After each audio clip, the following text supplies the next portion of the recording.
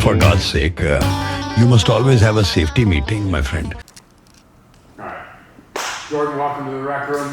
One rule that we have here at the rec room, here at the all-around facility, is that it is a no-mercy rec room. So any games that do get played, you can never show me mercy because I certainly won't do that for you. Is that fair? Fair enough. Okay, fair enough. All right, we're going to play one quick game of ping pong. How's your ping pong skills? I was probably pretty decent when I was like 10 years old. Okay, great. But more of a beer pong guy. Beer pong? All right, well, at least you know how the ball bounces then. Yeah. All right, we're going to do a quick 1 to 5, and then we'll see your skills at the driving range, okay? All right, good luck to you, partner. Zeros. 1 0. Oh boy. 2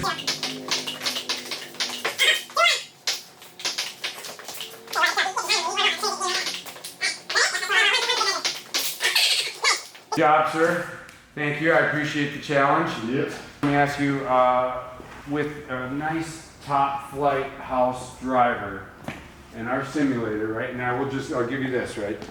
It's pretty true, right? So however long you normally hit it, I would say it's maybe a little less than that because it doesn't roll that far. It doesn't roll as far as a normal golf course. So based on that, we'll give you 2 swings. You try to hit the number.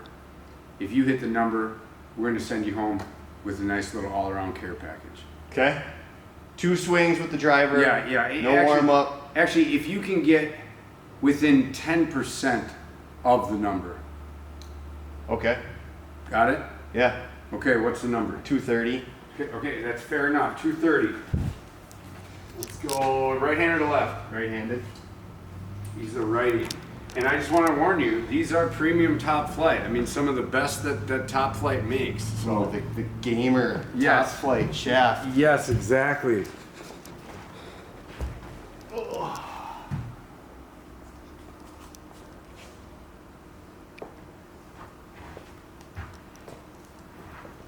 Take your time.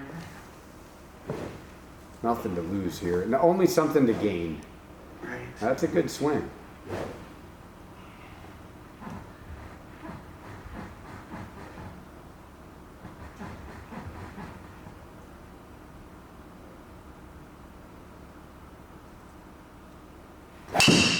Well, the guy plays golf, but it's a top flight. It's the top flight problem is what he's having. So we're not there yet. I don't think we're within 23 yards. We're not within 23 yards. Oh, not quite. But if you get that same one down the middle, We'll be there. yeah, we need some better house clubs. You got a big dent on the top of that. I see that. That's part of it, man. You got to roll with that. Gotta roll with the equipment that you're given.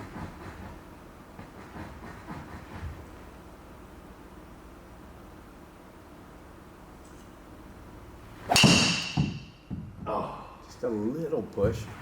Are we gonna? This might be it, though. No, a little bit less. Too high. All right, one more. One more. Gotta get her straight. No. 190. Don't worry. Only all your great friends are gonna see this.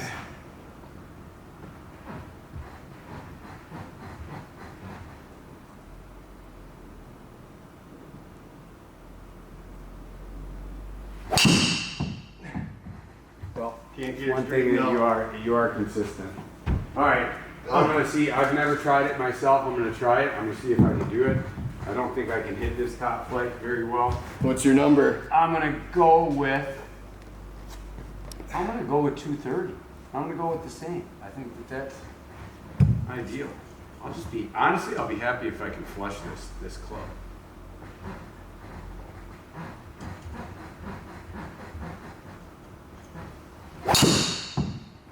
Oh, that's a push. That's not happening.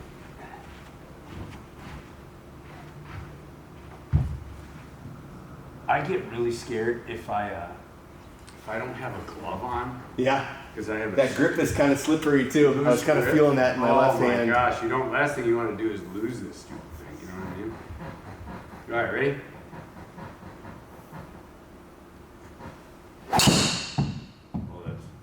It's easy. It's like it's weighted to. The Yeah. more you push it, the more it stays open like that. You know what I mean? All right, one more. I almost landed on top of your other one. I know. It's very consistent. This is going to make me want to change out these clubs so quickly. All right, I'm actually going to close it up a little bit. Just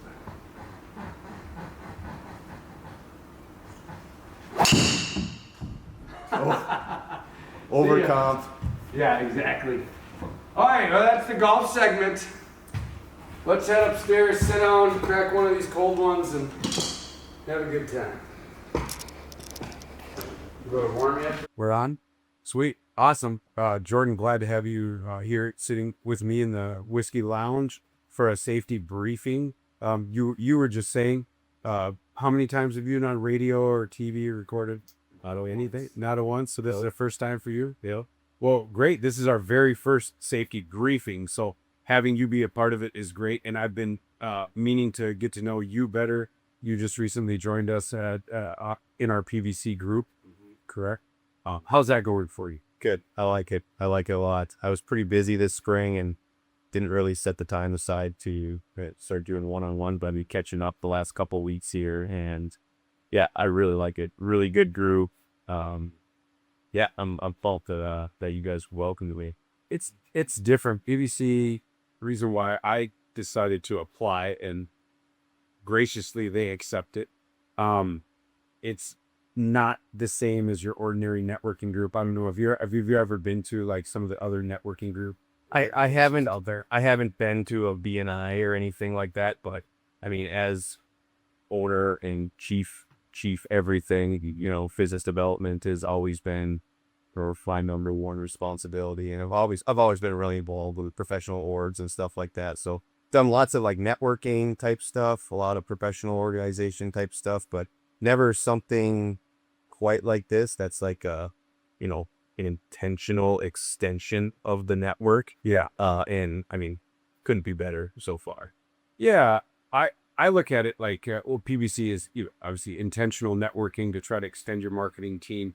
But they are also very intentional about having high level people in the group that are actual decision makers within companies, either high level decision makers or the actual owner themselves. And so it gets us all closer to the source and the relationship that we're actually looking for, as opposed to many layers between that. E.g., that was what brought me to PVC the most. But enough about that. How do you feel about the all-around facilities here and the ping pong challenge and the name your golf challenge that we just had? Yeah, beautiful, great facility, awesome icebreaker. I mean, the name your distance thing, and then that's fun. I mean, you get guys that are maybe, you know, a little bit more competent in their golf game than me, and you might hear some big numbers, and then they pull out that dented up driver. Right? That's what we do, man. We get them with bait them right into it. We hit them with the top flight, and then you know, it's history from there. But yeah, we'll have to beef up the house equipment.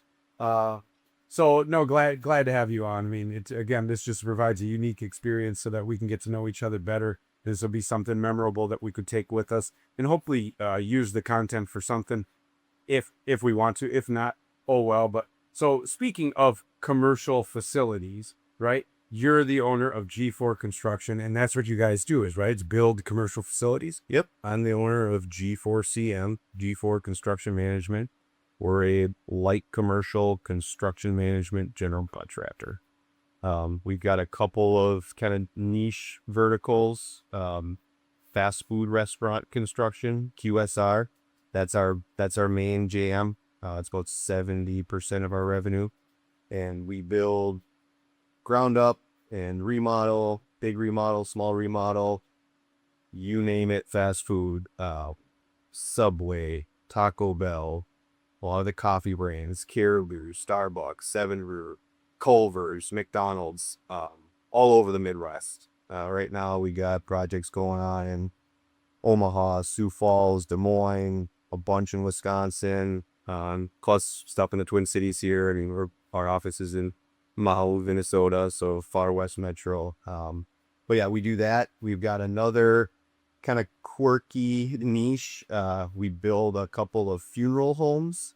Got introduced to a guy, and there's actually a lot of, you know, despite the construction type being pretty different. I mean, a funeral home's really just kind of like a big slab on gray house. It was very residential. That's what I would like to constructions. like residential. Right? So I mean, despite that, I mean, there also is a lot of nice synergies between that and our QSR stuff because of like the regional requirements. Like you can't, you could, but it wouldn't be a very big business if you only did funeral home construction in the Twin Cities because there's just not that many of them. Right. So the fact that we go from Kansas City to just outside Chicago, all of Wisconsin, all of Dakotas, we have that big footprint because of our QSR resume, and so that fits well with the funeral stuff. We build the funeral home in Ellsworth, Wisconsin, Pipestone, Minnesota. We're building one in Red Oak, Iowa right now. Got another one on the docket for Northwest Iowa later this summer. So those are kind of the two kind of niche verticals, and then the rest of what G4 does is just, you name it, light commercial, retail, TI, office renovation, so that type of stuff. Awesome. I think the most obvious question that would come to mind for just about anybody would be like, how do you what makes you decide to get into something like that? And I think your usual example would be a generational family business that gets passed on, either that or somebody is in the trades and one thing leads to another, and their trade then becomes management becomes ownership, et cetera, and so forth. But yours is a little bit different.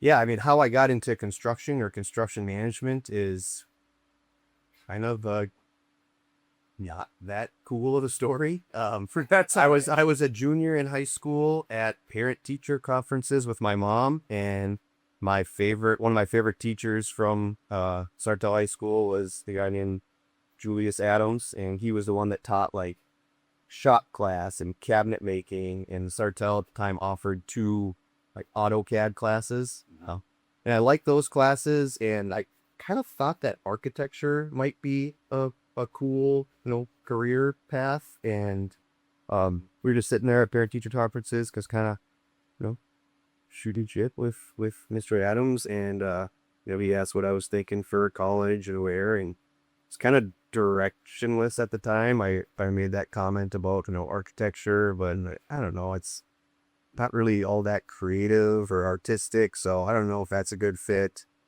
I think my exact words were like, my dad wears a suit and tie to the office every day, and that seems kind of cool. My dad owned a boutique employee benefits company, so sales, bought a meetings. He said basically the lunches and golf was kind of his main jam. So that seemed kind of cool. And then sales. He brought up to me, Mr. Adams said, "Do you know what construction management is?" And he, can kind of guess, but like, no, tell me. And he's like, kind of explained it high level, and he's like, I know you like to hunt and fish, Jordan, and NDSU, North Dakota State University up in Fargo, they've got a really good, really prominent construction management program. I think Fargo would be good for you. Wait, did you just say hunt and fish? Yes. All right, this whole thing just took a turn. Yeah. Cancel the whole. Going to a real safety meeting now. No, I'm just kidding. But so. I went up to NDSU for construction management and hunted a lot as well when I was up there, and kind of the rest is history. I mean, got my CM degree. I went right into getting an MBA from NDSU, and then I'm a pretty traditional construction project management career path in the time I graduated. Sure, but that must have been when it took a turn for the unique path of ownership, because most people take what you did, and then go right into a job for a larger company. Mm-hmm. Yeah, so I had my CM degree. I worked for an owner. I worked for Titan Machinery. They're a big Case IH dealer network, and I was kind of like an in-house project manager for them, and ended up going from there to a general contractor where I was building fast food restaurants for them. I was in their hospitality division. I had 3 big clients, Taco Bell, McDonald's, and Caribou Coffees, and did that with them for 3 years. Kind of got tired of that. Kind of felt like I needed some exposure to some bigger projects, and a common theme kind of through my professional progression has been I've always been, not restless, but always looking for what's next. All right, I accomplished this. I don't think this business can offer me, a challenge for what's next. So I'm going to take the next step. So went to McGough, did healthcare for them for 3 years. I was a PM1 for them.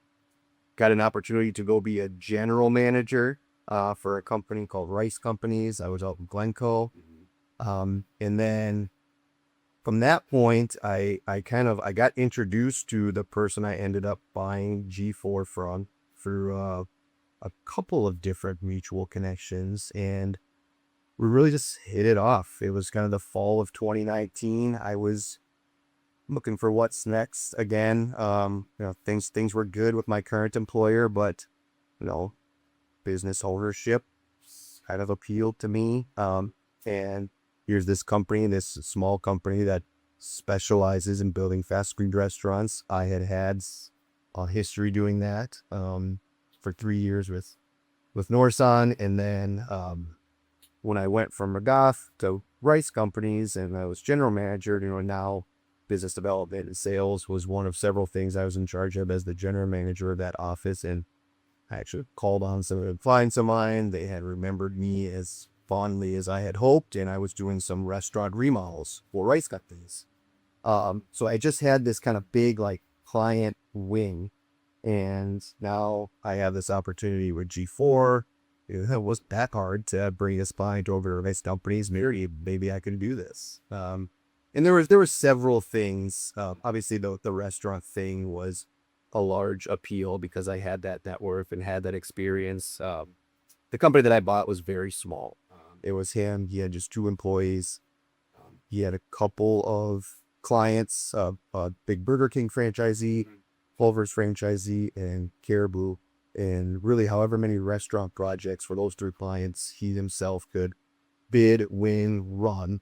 That was how big they were. So I think that part's interesting right there is, when you buy a company, a lot of people, I think, tend to think that you're buying a company, so you're buying this big book of business and all of these employees that are already set up, they're already, or continued business or infrastructure, vans. But in this case, it wasn't that much. It's pretty minimal. It was pretty minimal. I mean, I basically bought a short client list and a reputation and a resume kind of in that fast food Okay, history, name, reputation.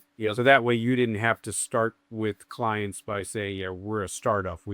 Which could be tough in commercial, especially, I would think. It has been tough because, yeah, I mean, I bought a pretty niche client list. So, as we have grown and as we have kind of started to expand and diversify, that has proven to be more challenging than I maybe thought it was going to be because we're basically just known as a restaurant builder. And in construction, there's 2 resumes. There's the resume of the company, and then there's the resume of the employees, the individual resumes of the employees within the company. And certain clients view each of those differently, but at least from my experience, it seems like people tend to prioritize or put more emphasis on the resume of the company. And that has proven to be challenging for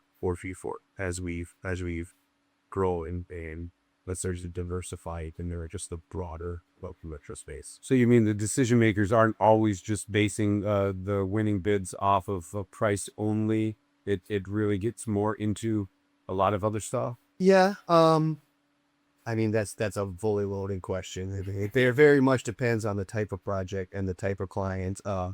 It's more so just the getting asked to Getting your name in the hat. throwing your name, in the hat. We don't have the most extensive or robust, office renovation resume. G4 doesn't, at least.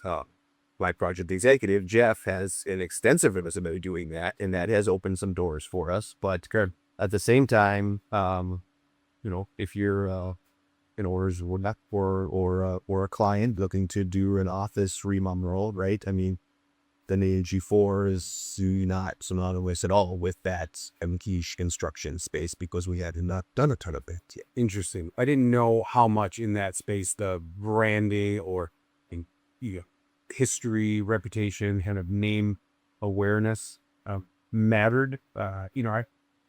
I just always thought that it really came down to, well, somebody got your name in the hat, and then they're going to want a specific bid based on specs, and to the lowest bid goes the spoils, I guess. And I don't like that. That obviously, I feel like we as a company at least, we put a lot of time into doing everything we can to bring value to the bid. And when you get organizations or individuals that are just looking for that number, honestly, I wish I knew that up front, because I would just exclude us out of a lot of bid opportunities and stay. It's not us. It just really isn't, right? I think we value ours. You could say we're too proud.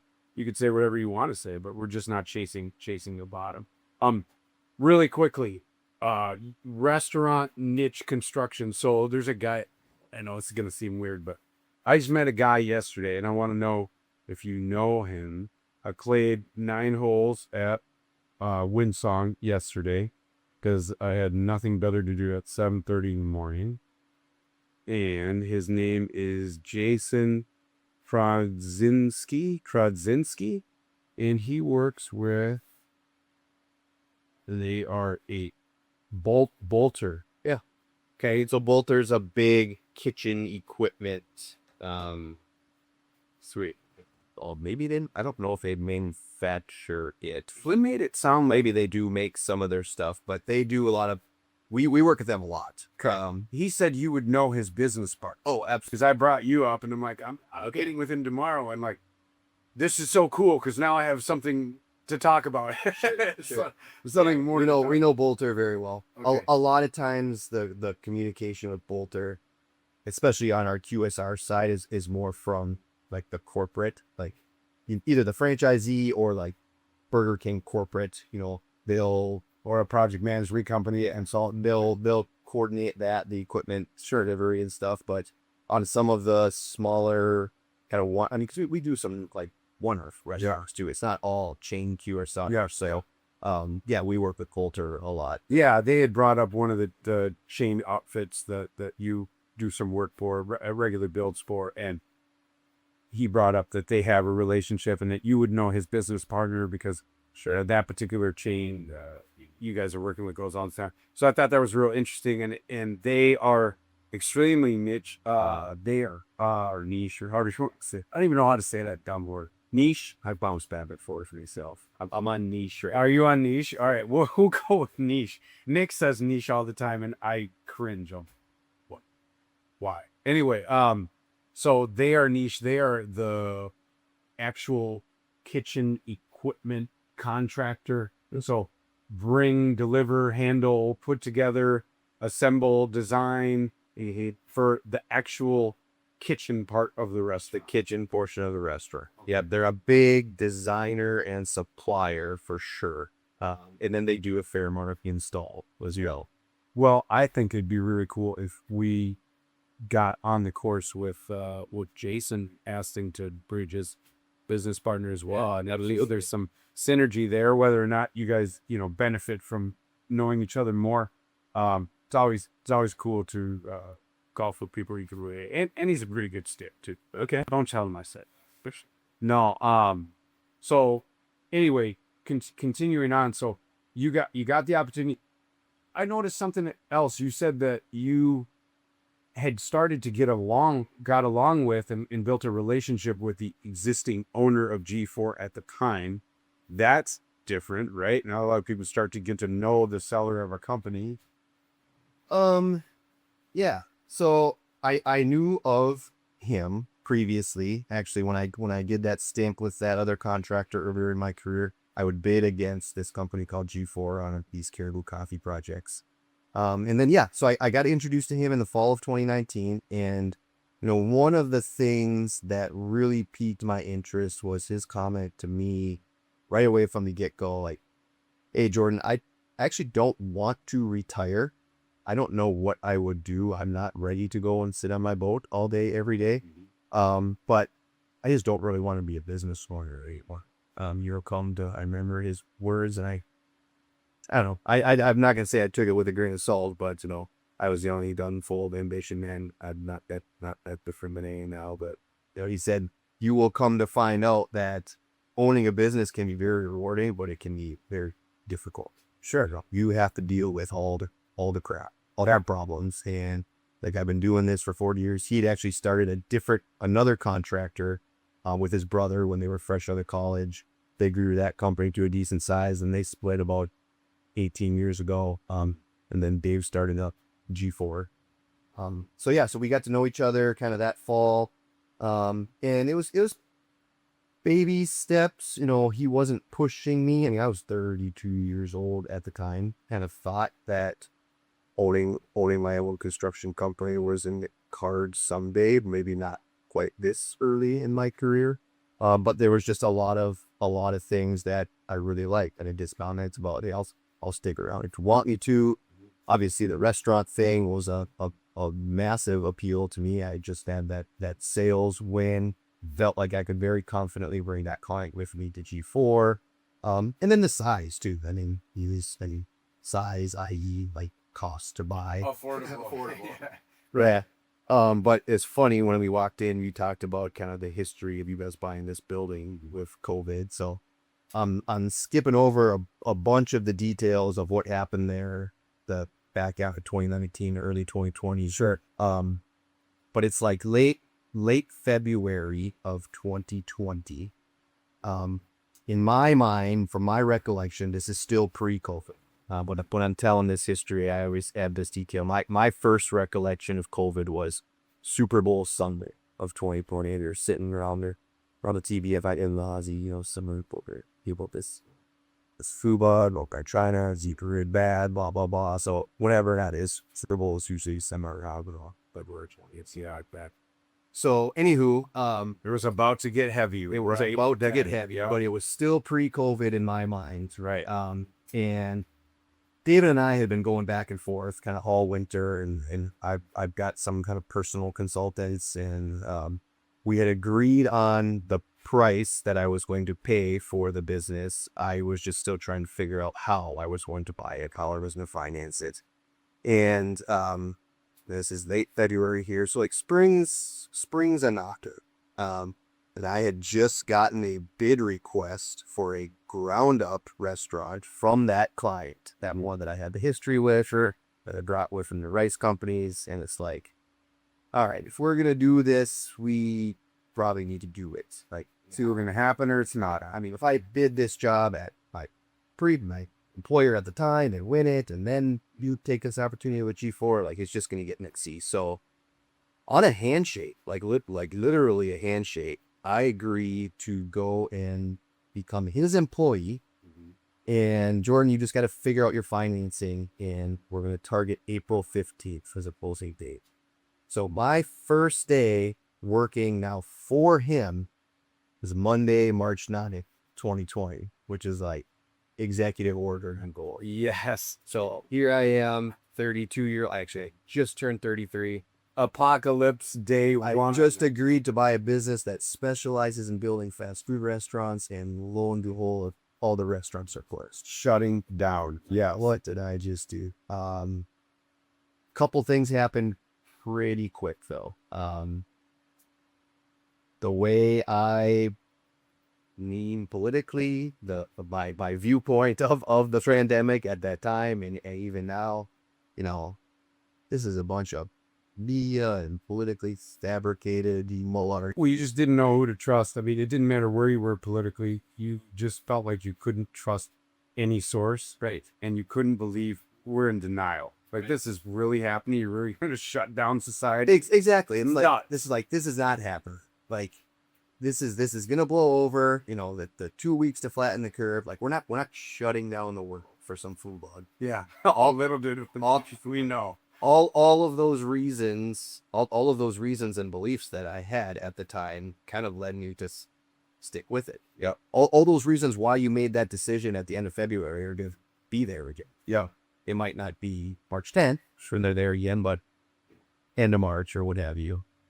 So yeah, a little bit of the, we've been dealing with it for a couple of years, but a couple of things happen. Kind of bad at first.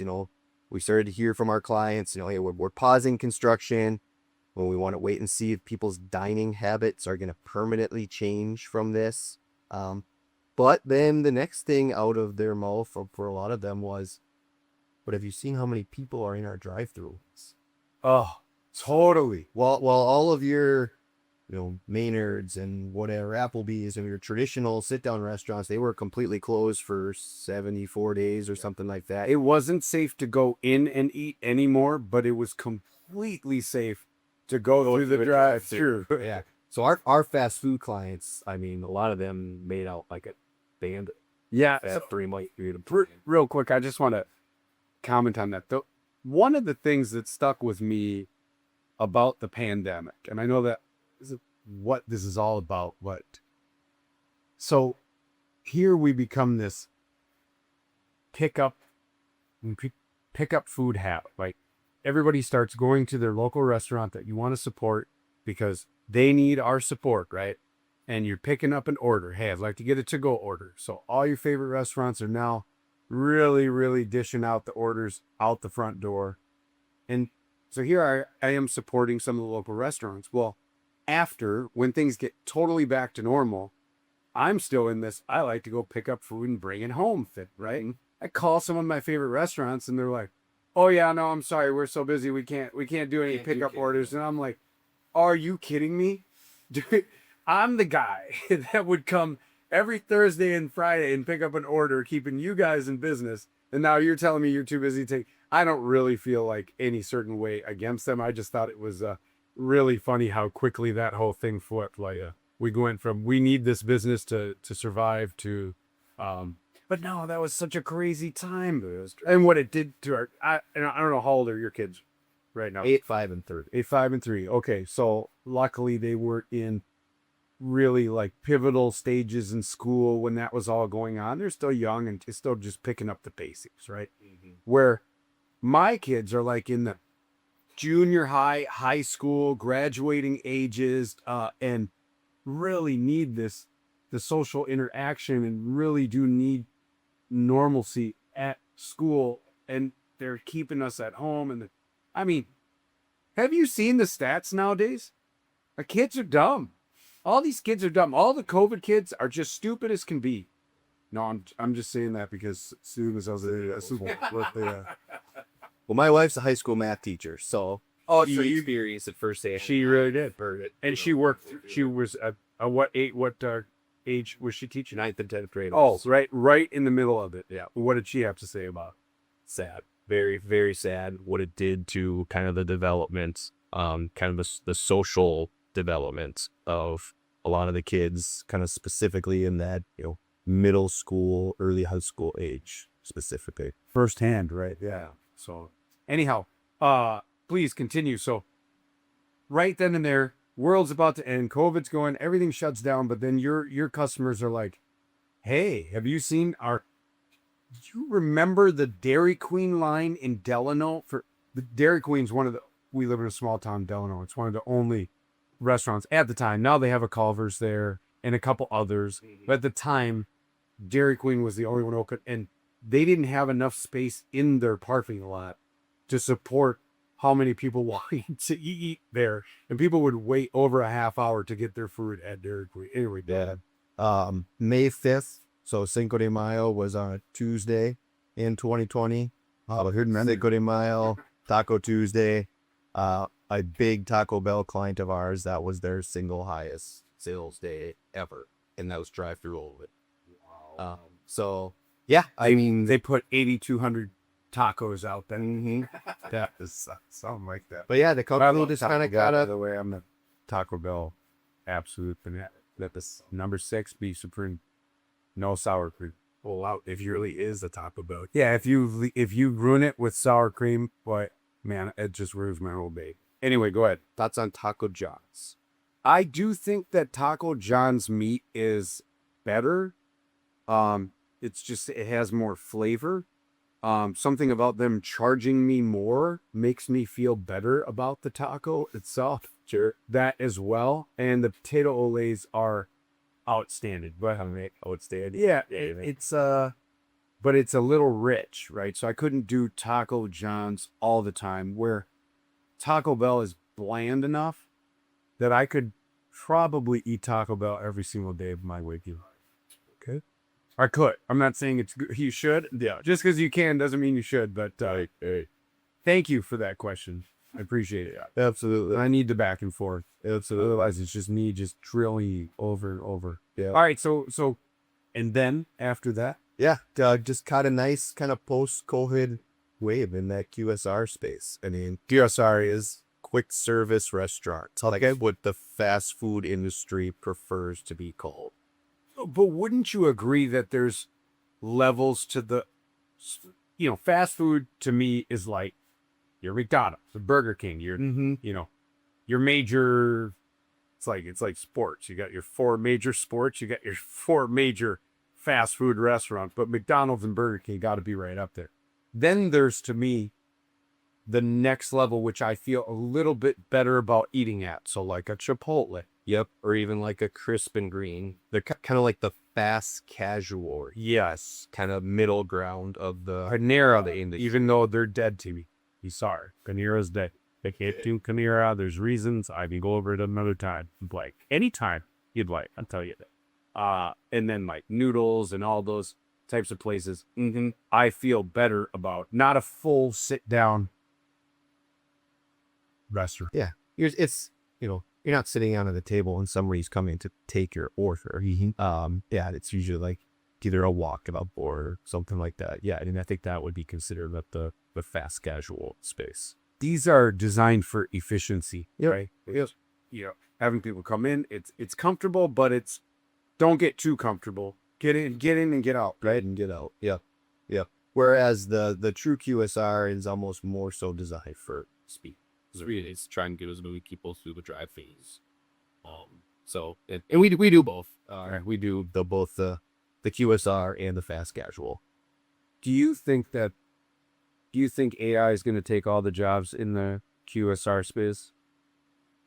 Most of them. Really? Yeah. I mean, I don't. I mean, everything is kind of considered AI now going forward, but it's like automation. Yeah. I mean, I don't know why a human being needs to be assembling the Big Mac. I mean, ideally, there's 0 human error, human input to begin with in making it. So I don't know why it can't just be done by an automated. But what if people just want to see a human? Yeah. I mean, I think we're a long ways away from not having a single human in the restaurant. Yeah. But I wouldn't be surprised, and I think it could potentially happen pretty quick here. You know what's funny? They only a couple. What's funny is like it's not for reasons that you wouldn't think that the restaurant is like sanitary. Actually, the robots would make me feel better about sanitation. It's more about just being social and seeing another human, having that human element. Yeah. But okay, so we're safe there for now, for a little bit. Yeah. What do you think the difference in building and providing your services to a Applebee's versus a QSR? What's the biggest differences there? Not much. I mean, a kitchen is a kitchen. I mean, honestly, even a traditional sit-down restaurant, I mean, a lot of the equipment is the sitting.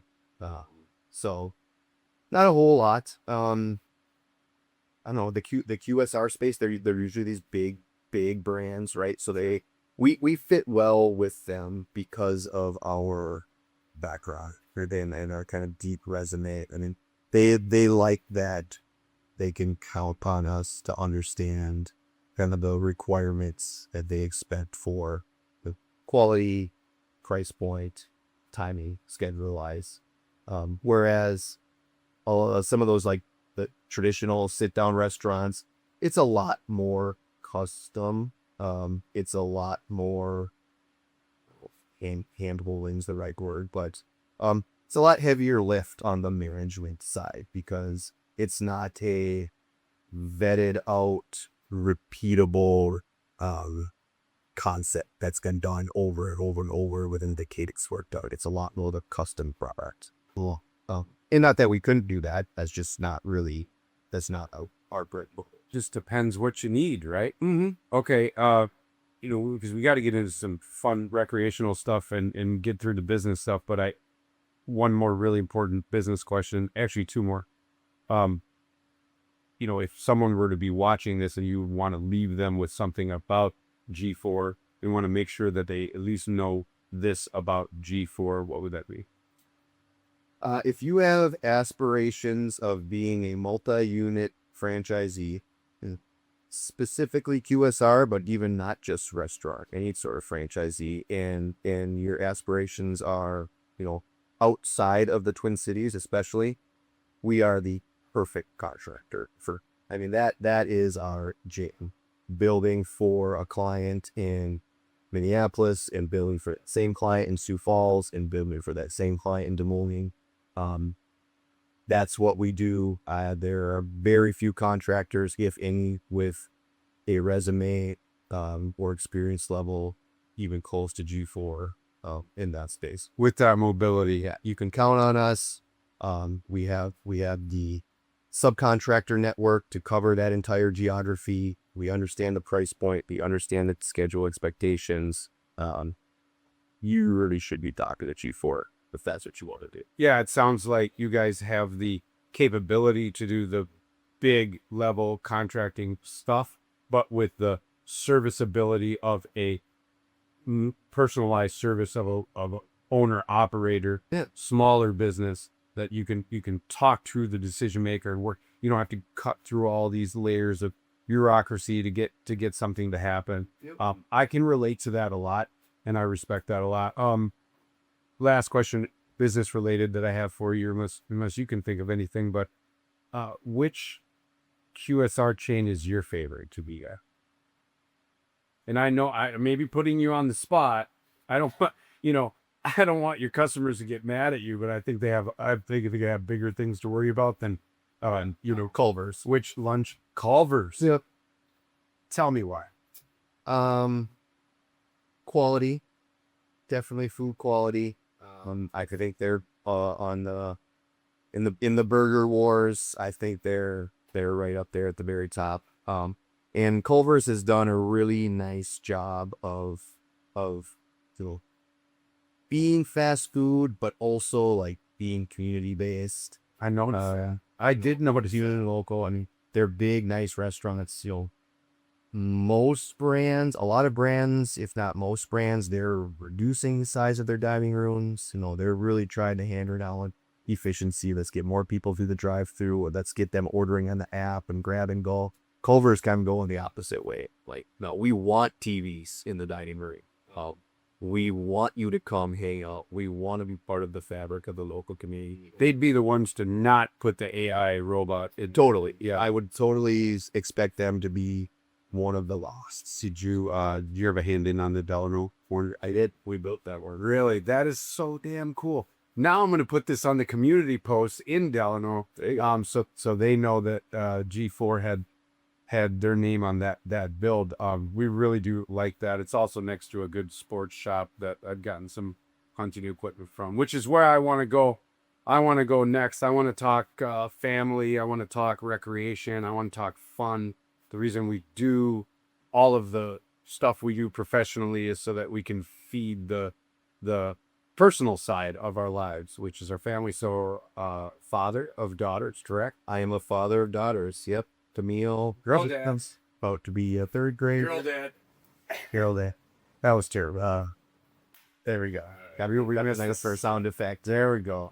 Ellery 5, going to be a kindergartner, and then Reese 3. They're the 3-year-old. Okay. So, what are they going to think about Dad being on the safety meeting? I think they'll think it's pretty cool. They think everything Dad does is pretty cool. I have the best story for that. So when my girls, I'm a dad of 3 daughters, right? Now they're 18, 19, and 25. But there was a time, Jordan, where these girls would fight over who was going to pick up my dirty laundry and put it in the hamper. There was a time, I mean, somewhere around 11, 10, 11. Yep, that changed. That changed. There was no trying to fight to help dad. It was stay away from dad because he's going to need something soon. A lot more door slamming, a lot more hormones. I ended up being the only male in a completely female driven home. But it wasn't all bad. It actually was mostly good, and I wouldn't change anything about it. But just want to share that with you. Yeah, I know it's coming. It's coming. I mean, I love it now. To me, the girls are cuddly and they love dad and they need dad and they go a pit. Mom and dad address each other sometimes, but yeah, I know the apocalypse is coming here. But when I have 3 teenagers, ask me how I feel about being a girl, but I'm here for it too. It actually would be more weird if they didn't start dating you for a certain period of time. Sure, it's very, very normal. The good thing is, though, they should all come around someday again and love you again and really want to be around. And if not, then yeah, that's a warning sign you did something wrong. Yeah. Yep. So, but pretty normal cycle, and I don't think you wanted any other way. Where'd you go to school?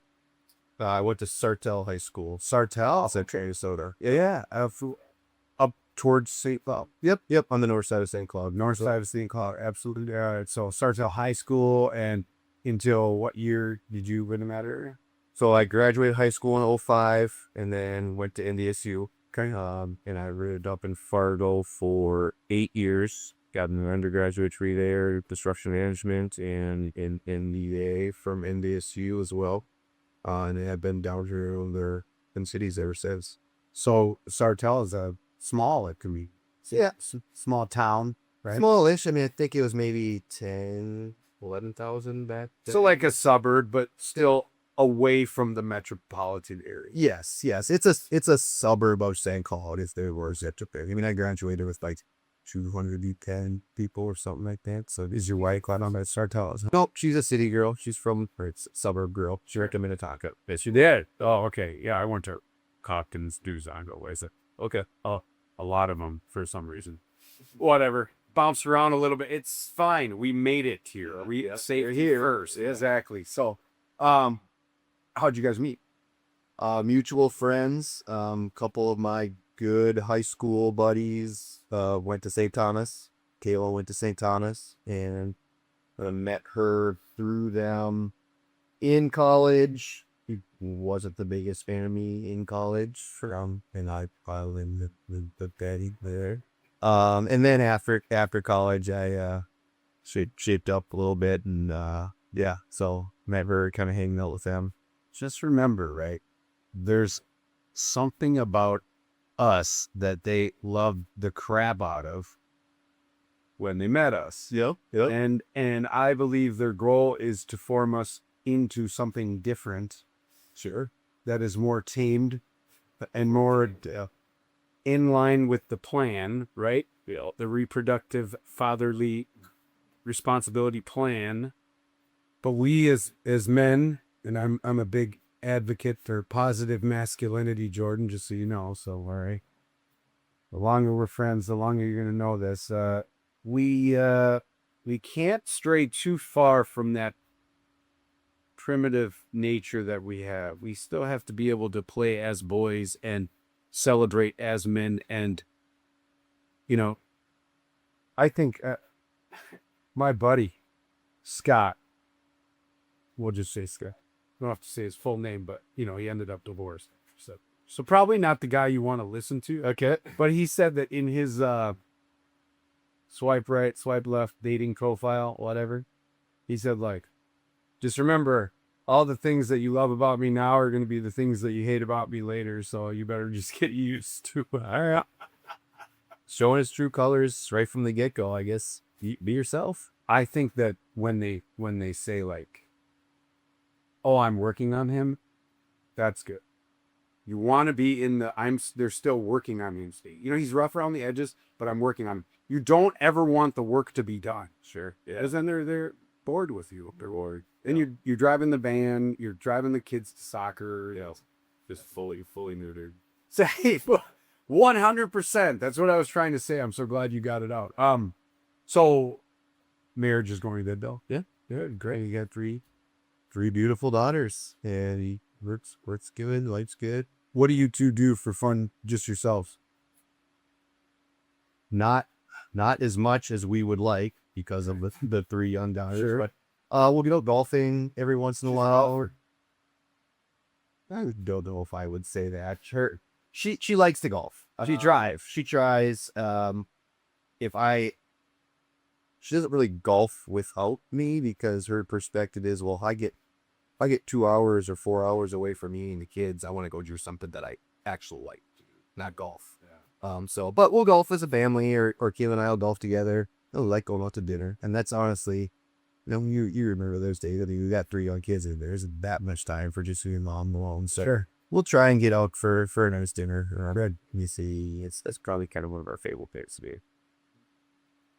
I feel like you're younger than, oh, they're 38, but not that much. On a push at 44, but. So listen, young man. I would say if I could do something better, it would be never forget a single day. Those important days that they say, oh, don't worry, it's okay. I get it that you forgot the anniversary, or I get it that you forgot my birthday or Mother's Day or whatever. Don't let it happen. Don't believe the hype that you absolutely have to remember those days, or someday you're going to have to hear about it. So, but no, all good things. All right. So my favorite part of this whole sit down is the recreational side of it. I mean, you brought up golf. I heard hunting. I heard fishing. Let's talk about the hunting. Growing up in Sartell, obviously you're not that far away from some decent turkey or deer hunting. Mm-hmm. Yeah, I grew up deer hunting. We have a family place up on the North Shore, Tofty, Minnesota. So, deer hunted up there my entire life till just a few years ago. And then I actually abandoned my family. I think part of me started hunting in central Minnesota with my brother-in-law. Central Minnesota is pretty nice to hunt. It's a little bit better, actually. I believe. I don't know. How is it up there on the North Shore? Not good. Very tough. Everything that you've heard or read about kind of deer population. The wolves. The byproduct of the wolf population. It's very true. Didn't they just open up the season for them, though? The wolves? Yes. Yeah, I think it's back open again. They did it, a decade ago, and then they closed it down. And there's a big fight between federal and state, to me. I don't know what the argument is, but I can just tell you right now, is there's zero predators, and you have an apex predator, and there's nothing that goes after it. Ain't gonna handle it. It's not gonna handle it. So Deer hunting central Minnesota now, St. Stephen area. It's great. Me and my brother-in-law have a ball. I do a fair amount of upland hunting. I've got a yellow lab. cool. I used to, when I lived in Fargo, for those 8 years, I used to water polo hunt a lot. I would probably hunt like 30 days a season, almost exclusively like field hunting for mallards. So like the coffee wines and like the field lives that. Oh yeah. Yeah, so used to do a lot of that. I don't waterfowl hunt much anymore, but still pheasant hunt a fair amount. Take a trip out to South Dakota each year with somebody using a bad gear on like the ice fish. Yeah. I don't summer fish much. I kind of my rule of thumb is only like to fish out of the boat. It's in Canada. Yeah, I mean, you can't really beat that kind of fish. Maybe ocean fishing would live up to that. But my main hobby in the summer is golf. I'm on the Nipperlos. Okay. Golf a fair amount and just stay busy with the kids and getting busier. Eight coming up on 9, coming up on 3rd grade. Sports, like organized sports is now. There's a lot of opportunities there. Cam's a big softball and basketball player, so being going to be coaching 3rd grade basketball this winter. Looking forward to that. For you, man. Yeah. Lots of fun to be had. It doesn't all have to be work. Parenting, balancing all of it. Sounds like it's a ton of work, but if you're good at it, you can manage your time well and to make sure that all those important parts of your life get the attention that it deserves. I mean, that's what, to me, that's slaying the dragon. That is positive masculinity. That is being the leader. And it sounds like you definitely have a really good hold on that. I mean, I've liked so much of what I've heard today, and I feel like I can align with you so well. I mean, we are business owners, right? And so we are the leaders of our business and have to manage our schedules and that with personal life. We are into outdoors. I'm mostly a big bull hunter. I'm a bull hunter, man. It's how I got into hunting. It's not that I feel like everyone thinks, you seen that meme where it's like, John Daly and Tiger Woods, right? And it's like, this John Daly is like, he's got a cigarette in his mouth and everything. He's the shotgun hunter. Yeah. And Tiger Woods is like the walking around with his vest on, his polo, and he's the elite bull hunter, old hunter. I feel like people have that stigma about bull hunters that we think we're better than everyone else. And maybe there's some out there that do feel that way. It's too bad for them because they're missing the prize. They're not paying attention to what's important. But either way, getting out there, it's like church for me. It's my therapy. But yeah, I mean, you can only do so much of it. And then those other departments in your life need that attention. And so, I'm 44 now, man. And I feel like I'm now starting to get it and realize what is really important. And it isn't just one thing. And so, but you know, we're always learning. We're always getting better at stuff. And so whatever, it is what it is, brother. Do you like question for you? Yeah. Do you love work still?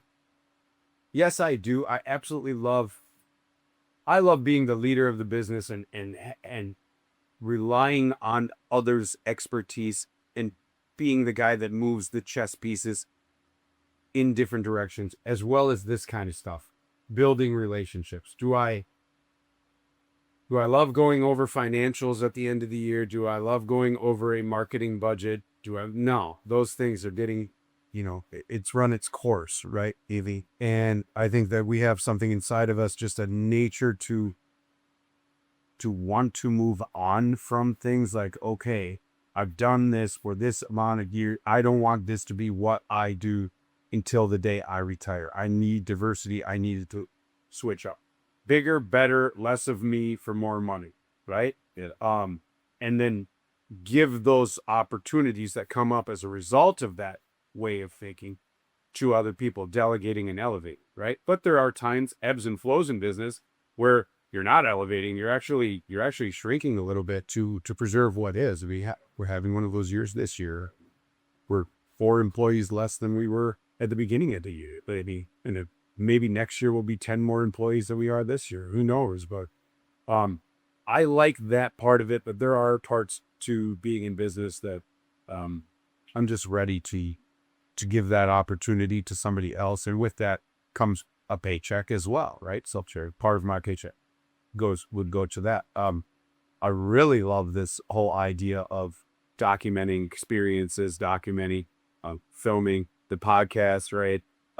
Filming hunting. I film all of my hunts, self-film, create content from that.